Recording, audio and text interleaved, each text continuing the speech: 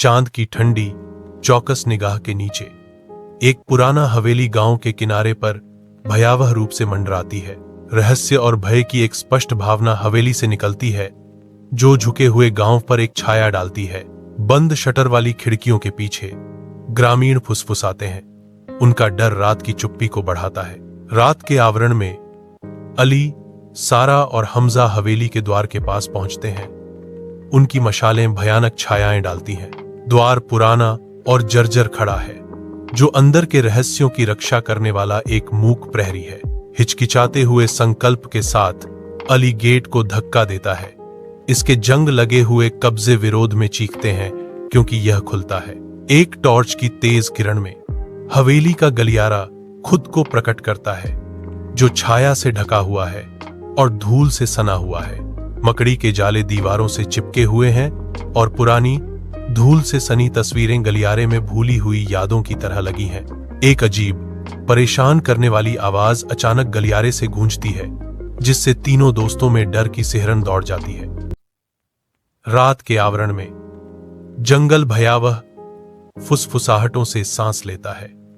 हवा पत्तों से सरसराहट करती है। घने पत्तों के बीच दूर से जानवरों की चीखें गूंजती हैं, जो बढ़ती बेचैनी की भावना को बढ़ाती हैं। सारा, अली और हमजा एक पुराने उजाड़ घर के सामने खड़े हैं, जिसकी सिलहूट रात के खिलाफ एक भूतिया तमाशा की तरह मंडरा रही है।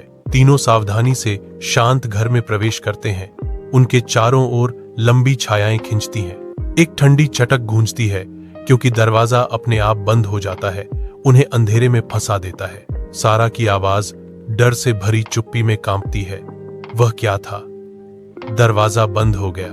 हॉल में तीनों आकृतियां जमी हुई खड़ी हैं। अचानक हिंसक दुर्घटना से सन्नाटा टूट गया। एक पुरानी पेंटिंग फर्श पर टुकड़ों में पड़ी है, जिसका कैनवास हमजा से अजीब समानता रखने वाले एक आदमी को दर्शाता है। हमजा की आवाज कांपती है। उसके होंठों से एक सवाल निकलता है, क्या हो रहा है? बादलों से भरे आसमान के नीचे अंधेरा शांत हवेली को ढक लेता है। इसकी मंडराती उपस्थिति दृश्य पर एक छाया डालती है। तेज हवाएं हवेली के चारों ओर घूमती हैं, रात की भयावहता को बढ़ाती हैं। सारा और अली मुख्य द्वार के सामने खड़े हैं। उनके चेहरे डर और विकृत जिज्ञासा के मिश्रण से बने हैं। भूतिया हवेली के तहखाने में अंधेरा राज करता है, जो केवल एक टॉर्च की किरण से भेदा जाता है, जो धूल से लदी सतहों पर नाचती है। सारा और अली सावधानी से आगे बढ़ते हैं। उनकी सांसें भारी चुप्पी में गूंजती हैं। एक पुरानी डायरी छाया से उभरती है, जिसके कवर पर यह शिलालेख है, हमजा अहमद 1920। अली डायरी उठाता है। शब्द पृष्ठ से उछलते हैं, जो कोई भी मेरा नाम लेगा, मेरी आत्मा निश्चित रूप से उनसे मिलने आएगी। अली के ऊपर डर की एक लहर दौड़ जाती है। उसकी आंखें सारा की ओर दौड़ती हैं, जिसका चेहरा अब मौत जैसा पीला है। अचानक एक बर्फीली झोंका तहखाने से गुजरता है, क्योंकि टॉर्च खतरनाक रूप से टिमटिमाती है, जिससे वे और भी डर में डूब जाते हैं। हमजा के सामने खड़ा हवेली रात के खिलाफ एक सिलहूट की तरह दिखती है। उसका चेहरा डर और जिज्ञासा का एक कैनवास है। अंधेरा हवेली से चिपका हुआ है। इसके रहस्यों को छायाओं द्वारा संरक्षित किया गया है। अचानक हवेली की बत्तियां जल उठती हैं। एक भयानक चमक बिखेरती हैं, जो इसकी भयानक भव्यता को उजागर करती हैं। आधी रात में एक भयानक भूत हमजा के सामने प्रकट होता है, जो पुराने कपड़ों में ढका हुआ है।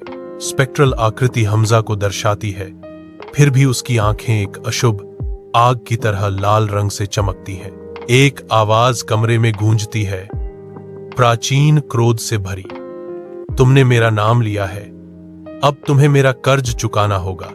भव्य हवेली के कमरे में हमजा का चेहरा एक मूक चीख में बदल जाता है। उसकी आंखें दहशत से चौड़ी हो जाती हैं। एक निर्लज्ज आवाज कमरे में गूंजती है, कर्ज चुकाना होगा। अंधेरा उतरता है।